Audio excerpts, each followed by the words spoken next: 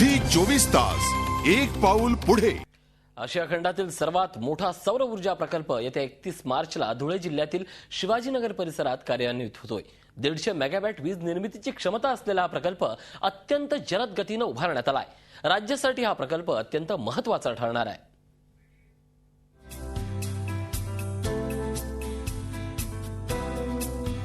धुळे जिल्ह्यातील शिवाजीनगर येथील हे माळरान, याच माळरानावर आंतरराष्ट्रीय दर्जाचा प्रकल्प उभा राहील असं कुणी स्वप्नातही पाहिलं नव्हतं।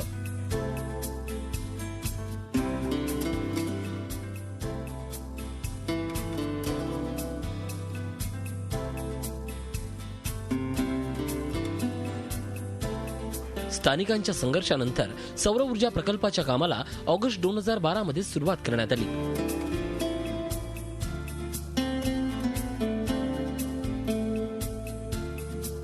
बघता बघता अवघ्या 6 महिन्यात 372 हेक्टर क्षेत्रावर आशिया खंडातील सर्वात मोठा सौर ऊर्जा प्रकल्प शिवाजीनगर येथे उभा राहिला आहे। या प्रकल्पातून येत्या 31 मार्चला पूर्ण क्षमतेने वीज निर्मितीला सुरुवात होईल। महाराष्ट्र शासन आणि जर्मन शासनाच्या आर्थिक मदतीवर उभ्या राहिलेल्या या प्रकल्पाच्या कामाची गती विलक्षणीय होती। विकसित देशांमध्ये ज्या पद्धतीने ठराविक कालमर्यादेत प्रकल्पाचं काम पूर्ण केलं जातं, त्याच धर्तीवर दिवस रात्र एक करून हा हरित ऊर्जा निर्मिती प्रकल्प महाराष्ट्राची सेवा करण्यासाठी सज्ज झालाय। ह्या प्रोजेक्टचं जी वर्क ऑर्डर दिलेली आहे ती 8 ऑगस्ट 2012 रोजी दिलेली आहे। फक्त 6 महिन्यामध्ये आम्ही हा जवळजवळ 150 मेगावॅटचा प्रकल्प पूर्णत्वास नेण्यात आम्ही अथक प्रयत्न घेत आहोत आणि आम्हाला खात्री आहे की आम्ही तो 31 मार्चच्या आधी पूर्ण करण्याचा आमचा मानस आहे। मेधा, लॅन्को आणि पृथ्वी या 3 कंपन्यांना या सौर ऊर्जा प्रकल्पाचा ठेका देण्यात आलाय। या कंपन्यांनी अत्यंत कुशलतेनं माळरानावर सौर तपकड्याचं नंदनवन उभारलंय।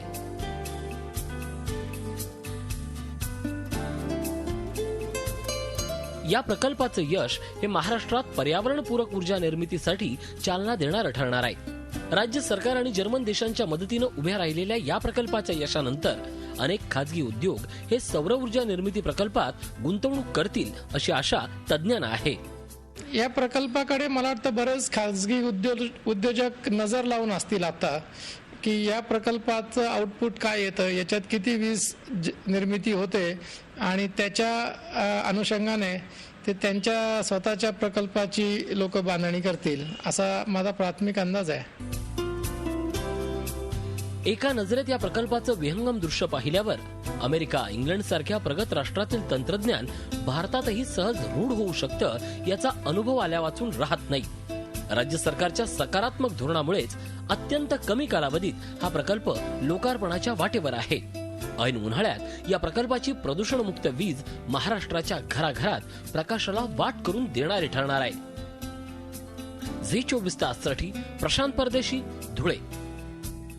देशातील सर्वात मोठ्या सौर ऊर्जा प्रकल्पासाठी धुळे जिल्ह्याची निवड का करण्यात आली असावी असा प्रश्न तुम्हालाही पडला असेल, पण यामागेही एक शास्त्रीय गुपित आहे। अंतराळ संशोधनातील सर्वोच्च संस्था नासानं या संदर्भात एक अहवाल दिला होता। धुळ्याच्या शिवाजीनगर परिसरातील भौगोलिक परिस्थिती ही सौर ऊर्जा निर्मितीसाठी अत्यंत पोषक असल्याचं नासानं म्हटलं होतं आणि त्यामुळेच शिवाजीनगर धुळे इथे हा प्रोजेक्ट उभारण्यात आलाय। देशातील सर्वात उष्ण तापमान असलेलं ठिकाण म्हणजे थरचं वाळवंट हे आपल्या सर्वांना ठाऊक आहे। मात्र त्या खालोखाल उष्ण वातावरण हे धुळे जिल्ह्यातील शिवाजीनगर इथं असल्यानं सौर ऊर्जा निर्मिती प्रकल्प या ठिकाणी उभारण्यात आलाय। नासानं दिलेल्या अहवालात स्पष्ट नमूद करण्यात आलं होतं की या ठिकाणी प्रकल्पाची सर्वाधिक कार्यक्षमता वापरता येईल। वर्षाच्या 365 दिवसांपैकी या ठिकाणी 340 दिवस सौर ऊर्जा निर्मिती पूर्ण क्षमतेनं केली जाणार आहे, तर उरलेली 25 दिवस हे ढगाळ आणि पावसाच्या वातावरणामुळे विजेचं उत्पादन काही अंशी खालावणार आहे। या परिसरात हवेचा वेग अधिक असल्यानं पवन ऊर्जा प्रकल्पही येथे दिसतात। हवेची गती आणि सूर्यकिरणांची तीव्रता या बाबी लक्षात घेऊनच शिवाजीनगरची निवड ही आशियातील सर्वात मोठ्या सौर ऊर्जा प्रकल्पासाठी करण्यात आली आहे। विंड वेलोसिटी खूप प्रमाणामध्ये आहे आणि मॉड्यूलची जी हीट जनरेशन होते जास्त उन्हामध्ये, जास्त हीटमध्ये त्याचं इफिशियन्सी कमी होते। तर जास्त विंड व्हेलॉसिटी सफिशियंट असल्याने आपल्याला ती हिट कॅरी होऊन जी रिक्वायर्ड इफिशियन्सी ती मिळते. थोडक्यात इथं जास्त इफिशियन्सीने सोलर सेल पॉवर जनरेट करू शकतात. त्याच्यासाठी ही लोकेशन निवडण्यात आलेलं आहे.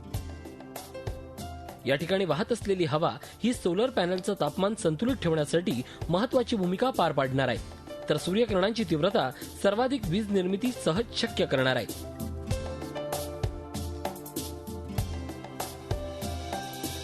प्रकल्पासाठी वापरण्यात येणारं तंत्रज्ञानही आंतरराष्ट्रीय दर्जाचं आहे. 150 मेगावॅट पैकी 201 हेक्टरवर क्रिस्टल लाईन तंत्रज्ञानानं 100 मेगावॅट वीज निर्मिती केली जाणार आहे. तर थिन फिल्म तंत्रज्ञानानं 50 मेगावॅट विजेची निर्मिती केली जाणार आहे. थिन फिल्म हे तंत्रज्ञान कमी प्रकाशातही ऊर्जा निर्मितीसाठी सक्षम आहे. या प्रकल्पामध्ये थिन फिल्म टेक्नॉलॉजी आणि क्रिस्टलाइन अशी दोघं टेक्नॉलॉजीचा आम्ही सांगड घातलेला आहे या टेक्नॉलॉजीमध्ये. आणि सर्व जे काही मॉड्यूल्स आहे लागणारे सौर ऊर्जा प्रकल्पासाठी ते सर्व मॉड्यूल्स थिन फिल्मचे आणि क्रिस्टलाइनचे इम्पोर्टेड मॉड्यूल्स आहेत. जिल्ह्यात उभा राहिलेला हा प्रकल्प आंतरराष्ट्रीय स्तरावर महाराष्ट्राला पर्यावरणपूरक राज्य अशी ओळख करून देणार आहे.